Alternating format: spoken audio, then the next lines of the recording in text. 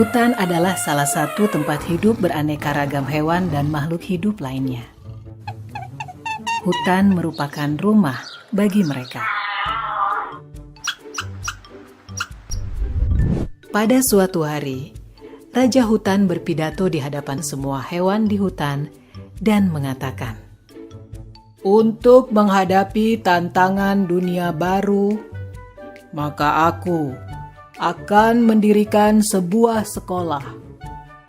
Semua anak-anak hewan yang ada di hutan diwajibkan untuk bersekolah." Tanggapan masyarakat hutan setelah mendengar perintah sang Raja Hutan tentang kewajiban anak-anak harus bersekolah sangatlah beragam. Jadi terdengar keriuhannya.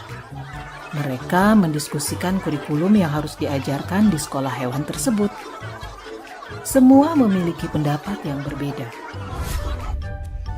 Pagi yang cerah, warga hutan mengantar anak-anak mereka ke sekolah hewan untuk mendaftar masuk sekolah. Mereka antri dengan tertib berbaris. Warga hutan beserta anaknya dijelaskan oleh jerapah, sang kepala sekolah, bahwa sekolah hewan tersebut telah memutuskan untuk mengadopsi kurikulum kegiatan yang terdiri dari berlari, memanjat, berenang, dan terbang. Agar lebih mudah pengelolaan kurikulumnya, maka semua hewan wajib mengambil dan mengikuti semua mata pelajaran. Bebek sangat bagus dalam berenang, bahkan ia lebih baik dari instrukturnya. Tapi dalam ujian terbang, nilainya hanya pas-pasan.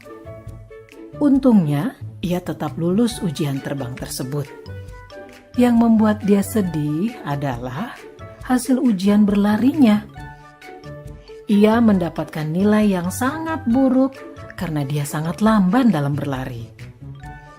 Padahal, bebek sudah berusaha dengan sangat keras. Dia harus tinggal di sekolah setelah sekolah usai untuk latihan berlari ini. Dia bahkan juga terpaksa meninggalkan hobinya berenang untuk menambah jam latihan berlarinya. Dia berlatih sangat keras hingga selaput kakinya robek. Akibatnya, ia pun tidak bisa menunjukkan hasil yang baik bahkan dalam ujian renang karena masalah dengan kakinya tersebut. Bebek pun gagal di ujian berlari dan hanya mendapat nilai rata-rata dalam ujian berenang. Bebek sedih sekali mendapat nilai rata-rata. Tapi di sekolah tidak ada yang peduli dengan kesedihannya. Menurut guru-gurunya, nilai rata-rata bebek sudah memenuhi kriteria ketuntasan minimal atau KKM. Jadi tidak masalah. Kelinci tadinya senang karena ia selalu mendapat nilai bagus di pelajaran berlari. Tapi akhir-akhir ini semangat belajarnya menurun drastis. Ia lelah karena hampir setiap hari harus mengikuti kelas remedial untuk berenang. Sementara itu, tupai adalah hewan yang sangat baik dalam memanjat pohon. Tapi saat pelajaran terbang, ia mengalami frustasi. Di kelas terbang, gurunya meminta ia terbang dari bawah ke atas, dan bukan dari atas pucuk pohon ke bawah. Karena diforsir, ia kelelahan. Tupai pun mengalami kram. Akhirnya, Tupai mendapat nilai C dalam memanjat dan nilai D dalam berlari. Elang di kelas dikategorikan sebagai anak bermasalah dalam disiplin, sehingga sering sekali dihukum.